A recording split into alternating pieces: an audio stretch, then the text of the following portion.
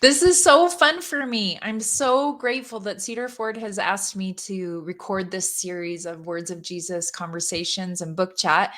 And it's been so fun to do this. I haven't done this for my other books as I've shared on part one and part two. And if you haven't listened to those, I invite you to do that. And if you haven't picked up the book, it's okay. You can still sit and chat with me a little bit and learn a little bit about this book and the words of Jesus and the Beatitudes and why I wrote this book and some behind the scenes gems.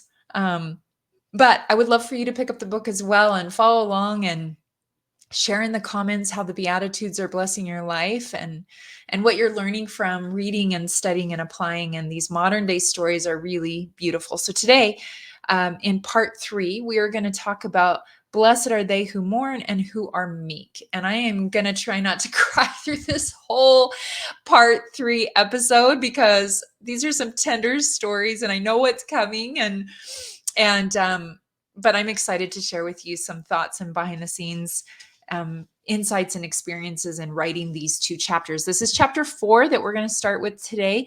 Blessed are they who mourn. And again, blessed are all they that mourn, for they shall be comforted. And that's 3 Nephi 12:4, verse 4. And so one of the things that I love about the Beatitudes and what I love about the Savior's teachings is his gentleness. And I think it's so evident in both this beatitude and meekness that he's inviting us to grow and develop and change line upon line and precept upon precept. And I write on the beginning first chapter of chapter 4 that he isn't demanding perfection today, but he's asking each of us to honestly consider the condition of our hearts, our relationships, and our everyday living. And he's a gentle teacher. And because of that, these are big, profound principles. They're not easy. It's not easy to be, as we're going to talk soon, a peacemaker and merciful and pure in heart, and persecuted for Christ's sake. Those aren't easy principles to live and love and understand and apply. But Jesus teaches us in such a beautiful, not overwhelming way. One of my favorite blessings I write is the one directed to all who are mourning. Jesus promises that they will be comforted. And I love this assurance because, like me, you have lost people you love, and that human experience of mourning is so real. And maybe it's not always loss from death, but it's loss of a job or loss of your health, or you're lonely because you've moved. And so consider that you may be mourning something that's beyond the loss of someone's life, but you're mourning in different ways. I want to witness to you that God is there. He will be there. It feels at times like God is the only one saying to me, don't skip over those feelings. Like, lean into the uncomfortable ones. Like, I don't always love feeling grief. I don't love feeling anger. I don't love feeling sadness. I don't love feeling loneliness. I like to feel joyful and grateful and hopeful and faithful, right? But God is inviting us to not skip over the grieving. He is very clear that part of the great plan of happiness is moments that aren't so happy. And I think as we consider that, think of how Jesus handled when his own friend died, Lazarus. He knew he was going to raise him from the dead, but he still expressed his sadness, and he expressed it by crying. He knew that he was going to raise Lazarus from the dead, but in John 11:35, it says Jesus wept. He allowed himself to mourn. So sometimes I think in the gospel of Jesus Christ, the restored gospel, with all of our understanding of eternal life, we skip over allowing ourselves to mourn. But this weeping attribute of Christ, this mourning, doesn't mean that you don't believe or that you don't have faith. It means that you're human, that you love. Grief spotlights what you love and care about. And so the example I give is that of my sister Bonnie. I know I have talked so much about my sister Meg, who died by suicide over a decade ago, but I also lost a sister when I was 10 years old.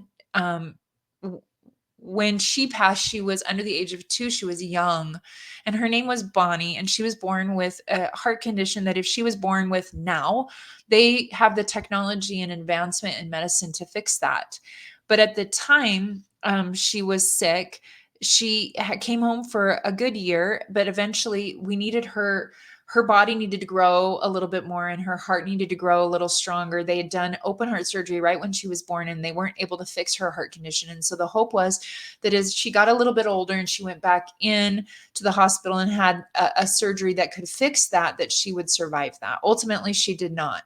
But what I tell about this story is how one day we got word of our friends, the Klinglers, and how their baby had died. And I think this was the first funeral I had ever attended. I was young. I was 9 years old at the time. And I remember driving home from the funeral thinking, oh, please, this isn't going to happen to our family, right? Like we're going to skip over this. But we were learning together how to mourn with our friends that had lost a baby that also had a heart condition. And with all that faith that I had as an 8 or a 9-year-old, I was just pleading with God that maybe,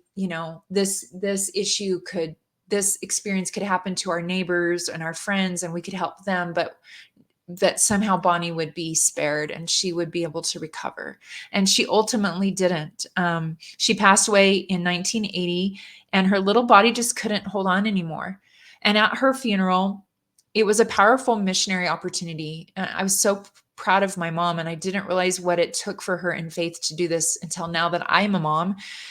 She gave out Book of Mormons with the names of the nurses and doctors that had cared for Bonnie. And the nurses and doctors would talk about going on break in her hospital room because the spirit was so beautiful and tender in her hospital room. And I remember thinking that the capacity to mourn had been increased because we had practiced mourning with our friends first. Well, this book came out early August of this year, 2024. And about a week after the book came out, I flew to Sacramento, where I was born and raised in that area, and went to my nephew's sealing in the Sacramento temple. And it has been, probably 40 plus years since I have seen the Klingers. And we were taking pictures outside the Sacramento temple with the family and friends that were there for my nephew. And all of a sudden, now in their 80s, the Klingers walked out of the temple.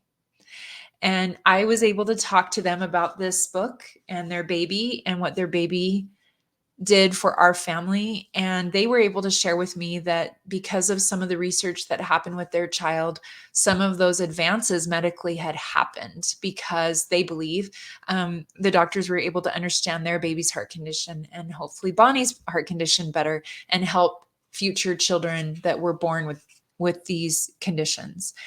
It was such a tender mercy for me to feel like I was able to thank them and tell them about this book and tell them that their baby is in this book and share with them the experiences that at 8, 9 years old, I didn't have words for those big feelings, right? And so what a tender mercy. So I don't want you to skip over this chapter. I don't want you to skip over the weeping. I don't want you to skip over the mourning because God wants us to feel all the feelings. All the feelings are appropriate and important. Sometimes when we skip over the mourning, when we skip over the grief, when we skip over the anger, we skip over the joy. It's the other side of the coin. And if we don't experience both sides, we skip the good. And so it is part of our human experience to go through mourning at times. Okay, chapter 5. Ugh. These are some stories, man. Blessed are they who are meek. Blessed are they, the meek, for they shall inherit the earth. That's chapter 12 in 3 Nephi, verse 5. And I love the attribute of Christ that is meekness. But I don't think we live in a society or a world that really celebrates meekness. I don't think we get big cheers for being a meek person. We don't get awards. We don't get acknowledgments in fronts of magazines and because we're extremely meek. I don't think it's something that culturally our society super celebrates, but it is a Christ-like attribute. And I find that intriguing that as we learn of Christ and we yoke ourselves with Christ, his meekness provides much needed rest to us. That's what we learn about when we read in the scriptures, Matthew 11:29, take my yoke upon you and learn of me, for I am meek and lowly in heart, and ye shall find rest in your soul. So as we yoke ourselves with Christ and become like him, we walk like him, we start to think like him, we start to behave like him, we find rest. Not because we get stronger and meaner and more bold, but because we take upon ourselves the attributes of meekness and humility. I talk about what do you think about when you think of Meek? I asked the question in the chapter. What faces and names come to your mind? Do you have a neighbor who always quietly pulls the garbage cans up to the house or shovels the widow's walkway? I do. I have that neighbor. Shout out to Sam. He's always great at that. If we forget to ask him and we go out of town, he makes sure our garbage cans get pulled back up. To me, those are examples of meekness. Or the gentle lunch lady who secretly sneaks an extra scoop of chocolate pudding on the tray of a struggling second grader surviving his parents' divorce. I don't know. When I was writing this chapter, I was thinking about those examples in my life that I'd seen and witnessed, those little quiet moments that heaven sees and celebrates, but we don't as a society always spotlight. Well, maybe if you follow me on social media, you know that for the over 10 years, we have hosted sometimes weekly, sometimes bi-monthly, sometimes once a month PMG discussion group. So that stands for Preach My Gospel. And it's 16-year-old and older. So sometimes return missionaries, sometimes current service missionaries, sometimes didn't go on a mission, sometimes high schoolers that aren't sure about a mission come to our home. And we have just been so blessed. Our son, who's 26, started 10 years ago with one other person, and then it grew in abundance. There were at times 60 to 70 kids in our basement. And then for a year or two, when my daughter wasn't quite 16 and my son was on his mission, we were the stake mission prep teachers, but we weren't hosting in our home. We had a little break there. But when our daughter turned 16, she started it back up again.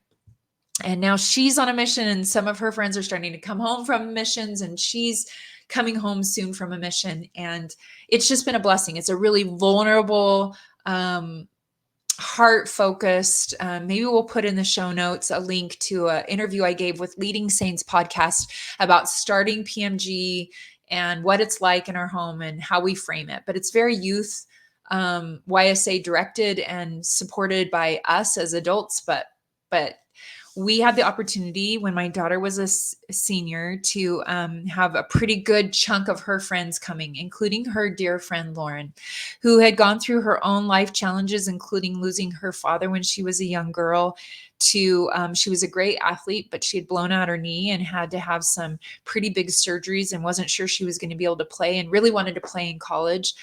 And sometimes our basement would fill up with all the youth for PMG. And so we would sit on the stairs, and Lauren often sat with us on the stairs because she was recovering from knee surgery. And so her leg needed to be straight. And so it was hard to sit on the floor or on the couch, and she would sit with us. And so we got to know Lauren, and she had so many great attributes, but one of the things that people will say of Lauren is her meekness. She just was a meek, gentle, loving soul.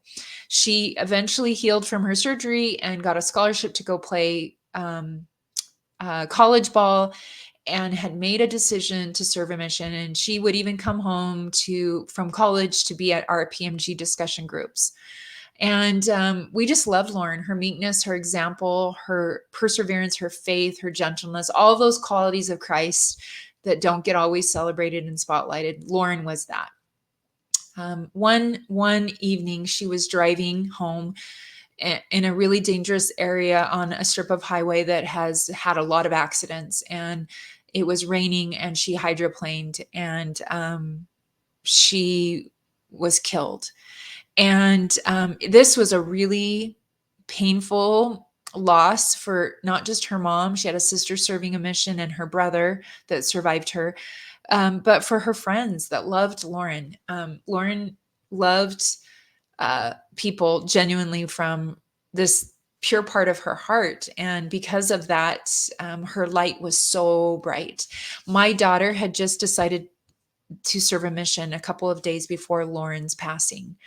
And the morning that I woke her up to let her know Lauren had been killed in this car accident, soon after processing those initial shock feelings, Brooklyn shared that this was even clearer for her why for going on a mission. I love sharing about Lauren and her example of dealing with some big life challenges in life and heartbreaks. And instead of complaining, she was meek. And I feel like having Lauren's story in the Words of Jesus book is fulfilling the prophecy that Lauren is being a missionary. Each person that reads this book and reads this chapter on meekness, I feel like they can feel a part of Lauren that I am inspired by. I'm so grateful that in a world that doesn't really celebrate meekness, that is now at times influenced only by those that go viral or famous or wealthy or whatever, that someone like Lauren, who has, in my mind, is continuing to serve a mission on the other side of the veil, inspires me. What it looks like and feels like to be around someone that is meek. It is a powerful characteristic of Christ that I keep working on emulating. It's not always easy to be meek. And I remember at her funeral and her viewing, the lines of kids and adults that were coming to give support to her family talked about her example and her influence. And it was through her meekness that she changed so many lives and continues to. So it's with special reverence, I think, that I'm sharing these two chapters with you. And I hope the spirit of mourning and meekness comes through in the words that I'm sharing and kind of the background stories of these stories, that it just enhances what is on the page. At the end of this chapter, chapter 5, I invite you to consider people that may emulate, like Lauren does and did for all of us, meekness in your life, and consider sending them a text or a card or a voice message and honoring them versus the world not honoring that quality and that characteristic. Maybe we can start a movement where we celebrate the meek of the planet, and we are more inspired by those that are humble and quiet and offer comfort and example in just how they live their life, not in posting something or winning some big award or being the best at something, just because how they show up in the world changes the world because of their meekness. So thank you for joining me with part 3 of the Words of Jesus book chat. And I hope you are feeling inspired by the words of Jesus and the Beatitudes, that it's helping you see examples in your own life, your own stories and examples of people that emulate these Beatitudes. I hope this conversation is inviting you and inspiring you to notice and love and understand the Beatitudes more. And we'll see you again on part 4.